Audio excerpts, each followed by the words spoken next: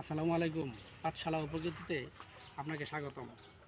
আপনারা দেখতে পাচ্ছেন এই গাছটি কিন্তু আমি মুক্তাগাছা কালীবাড়ি থেকে এনেছিলাম। ইতিপূর্বে আর ভিডিও দেওয়া আছে আমার পেজে, চাইলে ঘুরে এসে দেখতে পারেন।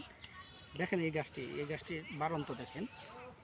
আমি যখন লাগিয়েছিলাম তখন কিন্তু আপনার এটার নিচে আমি গোবর সার পাশাপাশি টিএসপি এমওপি দিয়ে লাগিয়েছিলাম। নিচে গর্ত করে এখানে আপনার এইগুলা দিয়ে 10 দিন পরে আমি এটা লাগিয়েছিলাম। পাশাপাশি পরবর্তীতে যে দেখেন আপনারা ছাই আর হলো জৈব সার আমি ইউজ করেছি। এটা দেখেন এই যে গাছটি ইতিমধ্যে ফলন ধরা শুরু করেছে। এই যে দেখেন গাছটি ফলন ধরা শুরু করেছে এবং কাণ্ডে তার ফুলের অভাব নেই। এই যে দেখেন কাণ্ডে তার ফুলের অভাব নেই। একটি এরকম আপনি যদি যত্ন সহকারে একটি গাছ লাগান, আপনার বাড়ির খাওয়া হয়ে যাবে। আপনাকে টমেটো কিনে খেতে হবে না। তো জাত দেখে ভালো গাছ লাগান এবং অন্যকে গাছ লাগাতে উৎসাহিত করেন।